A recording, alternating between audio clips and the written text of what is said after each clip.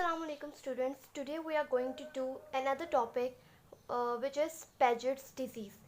First of all, Paget's disease has another name. What it is also known as osteitis deformans. Paget's disease को अगर हम broadly देखें तो ये किस कैटेगरी में आता है? दिस इज़ अ डिज़ीज़ जिसमें क्या हो रहा है, ऑस्टियोक्लास्टिक एक्टिविटी बहुत ज़्यादा इंक्रीज़ हो गई है। पैजेट्स डिजीज़ जो है इसमें हमारे पास होता क्या है, इसमें भी हमारे पास बोन मास जो है वो इंक्रीज़ होता है, लेकिन इसमें डिफ्रेंशिएटिंग फीचर क्या है कि इसमें बोन मास तो इंक्रीज़ होता है, लेकिन ये जो बोन मास इंक्रीज़ हो रहा है दिस इज़ डिसऑर्डर्ड। ये डिसऑर्डर्ड होता है और स्ट्रक्चरली भी ठीक नहीं होता, स्ट्रक्चरली अनसाउंड। अब जब बोन मैस ज़्यादा होगा लेकिन वो डिसऑर्डर्ड बोन मैस होगा, तो इसकी वजह से हमारे पास क्या आता है, जो न्यू बोन्स बनती हैं वो क्या होती हैं, वो होती हैं डिफॉर्म्ड एंड वीक। तो ये क्या है, this is the definition of Paget's disease. इसमें हमारे पास क्या हो रहा है कि बोन मास इंक्रीज हो रहा है, but it is disorder and structurally unsound, due to which the new bones which have been formed are deformed and weak. It is also known as osteitis deformans. अब इसमें next चीज़ क्या होती है, इसके phases which are very important. जब मैं morphology explain करूँगी तब मैं इसे डिटेल में एक्सप्लेन करूँगी। अभी बस you have to know their names. 3 phases होते हैं पेजेट्स डिजीज़ के। फर्स्ट ऑफ ऑल क्या होता है हमारे पास, osteolytic stage which is the initial stage, इसको हम कहते हैं ऑस्टियोलिटिक स्टेज। सेकंड हमारे पास आती है मिक्स्ड स्टेज। मिक्स्ड स्टेज में हमारे पास क्या होता है, ऑस्टियोक्लास्टिक प्लस ऑस्टियोब्लास्टिक दोनों एक्टिविटीज़ होती हैं। After that we have third phase. Third हमारे पास फेज क्या होता है, ऑस्टियोस्क्लेरोटिक स्टेज। ऑस्टियोस्क्लेरोटिक स्टेज को हम बर्न आउट और क्वेसेंट स्टेज भी बोलते हैं। Is that clear? अब इसके बाद ये फेज़ हम आगे जाके डिटेल में पढ़ेंगे। इसके बाद मैं आपको सबसे पहले बता दूं कि इसकी पैथोजेनेसिस क्या होती है, इसकी कॉज क्या होता है इसका। अगर हम देखें तो इसका कॉज जो है वो इन्वायरमेंटल फैक्टर्स होते हैं, environmental factors and mainly genetic factors. Environmental factors में हमारे पास क्या आते हैं, वायरल इन्फेक्शंस। हमें जो मेन चीज़ यहाँ याद करनी है that is genetic factor. Genetic factors में हम क्या पढ़ते हैं कि किस जीन में म्यूटेशन हुई है जिसकी वजह से ये पेजेट्स डिजीज़ हो रही है। तो सबसे most important gene which is involve in Piaget's disease is SQSTM1। Now what is the function of this gene? जब इस जीन में म्यूटेशन हो जाती है तो क्या होता है हमारे पास, जो हमारे पास NF-κB, this is the transcription factor, इसकी एक्टिविटी बहुत ज़्यादा इंक्रीज़ हो जाती है। और जब इसकी एक्टिविटी बहुत ज़्यादा इंक्रीज़ हो जाती है तो हमने पहले बेसिक पढ़ी थी, then we have study that what is the function of NF-κB। Its function is to increase the osteoclastic activity. So what happened, NF-κB ज़्यादा हो गया तो इसने क्या कर दिया, इसने ऑस्टियोक्लास्टिक एक्टिविटी को बहुत ज़्यादा इंक्रीज़ कर दिया। एज अ रिजल्ट हमारे पास क्या हो जाती है, पेजेट्स डिजीज़ हो जाती है। उसके बाद हमारे पास एक और होती है जिसको हम बोलते हैं juvenile Paget's disease. Now what is juvenile Paget's disease?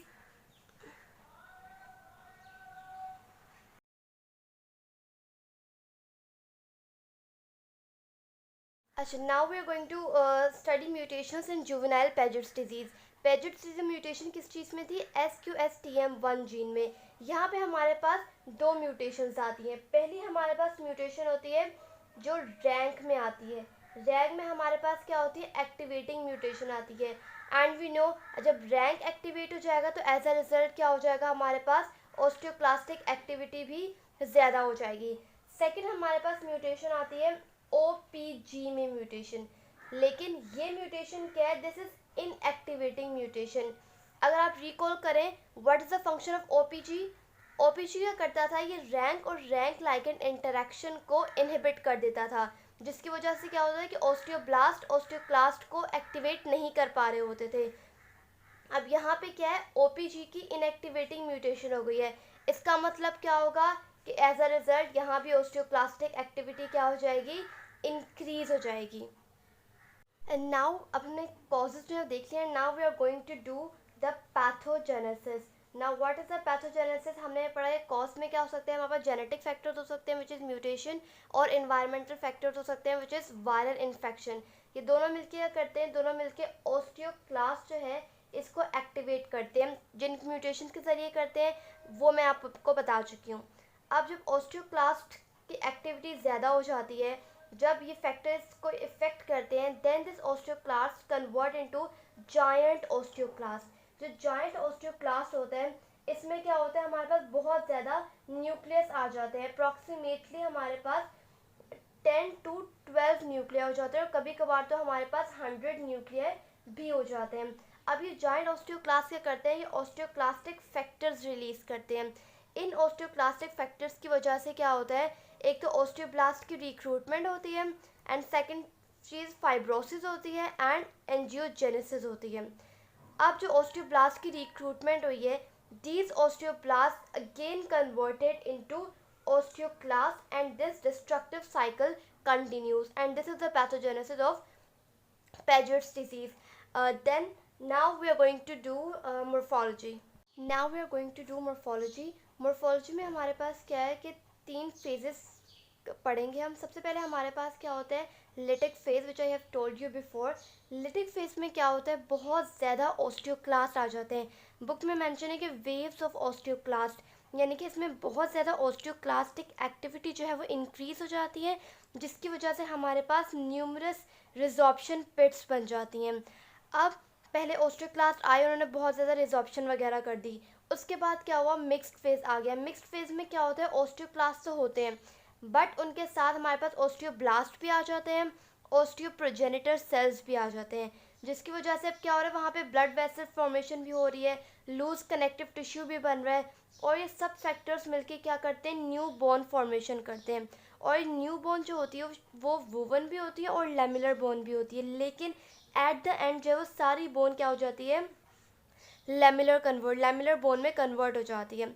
उसके बाद हमारे पास एंड में आता है ओस्टियोस्क्लेरोटिक फेज, जिसे हम बर्नड आउट और क्विसेंट स्टेज भी बोलते हैं। इसमें हमारे पास क्या होता है, ट्रेबिक्यूली बन जाते हैं विच आर वेरी कोर्स और थिक, और साथ साथ हमारे पास क्या होते हैं, कॉर्टिसेस बन जाते हैं। कॉर्टिसेस बहुत ज़्यादा सॉफ्ट होते हैं एंड पोरस होते हैं। अब इसकी वजह से क्या हो रहा है कि ट्रेबिक्यूली और कॉर्टिसेस बनने की वजह से अब जो बोन है वो बहुत ज़्यादा वल्नरेबल हो जाती है किस चीज़ के, कि ज़रा सा भी स्ट्रेस हो और आसानी से बोन जो है वह फ्रैक्चर हो सकती है। उसके बाद क्या है कि पेजेट्स डिजीज़ का हमें हॉलमार्क पता होना चाहिए। What is the hallmark of the Piaget's disease? And the hallmark is mosaic pattern of lamellar bone.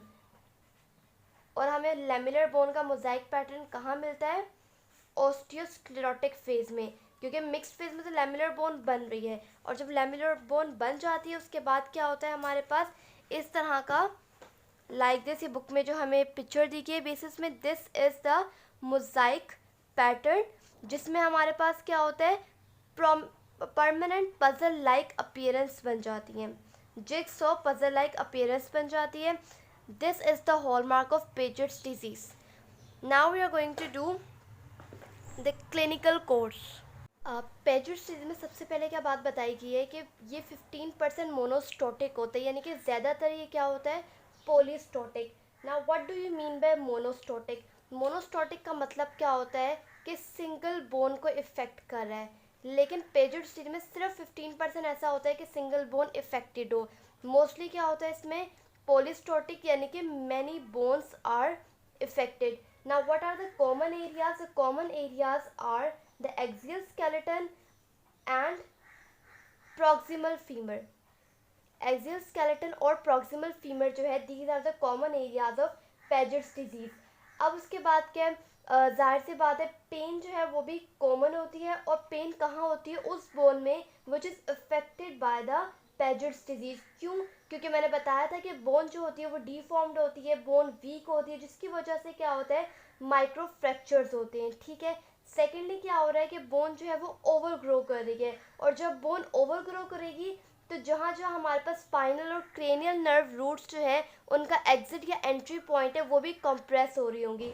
तो पेन हमारे पास एक तो माइक्रो फ्रैक्चर्स की वजह से हो रही है, and second is due to overgrowth of bone which is compressing the nerves. तो नर्व कंप्रेशन की वजह से पेन हो रही है। उसके बाद क्या है, इसका करेक्टरिस्टिक फीचर होता है विच इज़ लियोनटियासिस ओशिया, जिसको हम कहते हैं लॉयन फेस। इसमें जो पेशेंट का फेस है ये एट द एंड किस तरह हो जाता है, like this is known as lion face which occurs in Paget's disease. Then we have another feature that is platybasia. Now what is platybasia? Platybasia का मतलब है कि जो स्कल बेस होता है, स्कल बेस जो है वो अंदर की तरफ क्या कर जाता है, इन्वेजिनेट कर जाता है। Invagination of skull base is known as platybasia। और इसके अलावा क्या चेंजेस आती हैं हमारे स्कल में, जो पोस्टीरियर फोसा होता है स्कल का, the posterior fossa also compress. Skull base की इन्वेजिनेशन हो गई जिसे हमने प्लेटिबेसिया कह दिया। इसके बाद स्कल में क्या चेंज आया कि पोस्टीरियर फोसा की क्या हो गई, कंप्रेशन हो गई। अच्छा, इसमें एक और चीज़ होती है कि बोन की ओवर ग्रोथ की वजह से जो पेशेंट का क्रेनियम होता है वो बहुत ज़्यादा हैवी हो जाता है, जिसकी वजह से जो पेशेंट है वो अपना हेड जो है वो इरेक्ट यानी कि बिल्कुल सीधा सर जो है वो नहीं रख पाता। क्यों नहीं रख पाता? क्योंकि एक ओवर ग्रोथ की वजह से क्रेनियम बहुत ज़्यादा हैवी हो जाता है, सिंपल। इसके अलावा हमारे पास क्या होता है, मोस्ट इम्पॉर्टेंटली जो लेग्स होती हैं उनकी हो जाती है हमारे पास एंटीरियर बोइंग। एंटीरियर बोइंग हम कहते हैं कि आगे की तरफ को ये इस तरह बेंड हो जाती है, this is known as anterior bowing. अच्छा, उसके बाद पेजेट्स डिजीज़ के पेशेंट में चॉक स्टिक लाइक जो फ्रैक्चर्स होते हैं वो भी बहुत ज़्यादा कॉमन होते हैं। अपार्ट फ्रॉम दैट स्पाइन जो है, स्पाइन में भी क्या हो रहा है, कॉम्प्रेशन फ्रैक्चर्स हो रहे हैं। स्पाइन के कॉम्प्रेशन फ्रैक्चर्स की वजह से क्या होता है, दो हमारे पास चीज़ें हो सकती है। एक हमारे पास क्या हो सकती है, काइफोसिस हो सकती है, और सेकंड हमारे पास क्या होता है कि जो स्पाइनल कॉर्ड है उसकी इंजरी हो जाती है, spinal cord injury and kyphosis. अच्छा, उसके बाद इसका एक इम्पॉर्टेंट फीचर है which is high output cardiac failure.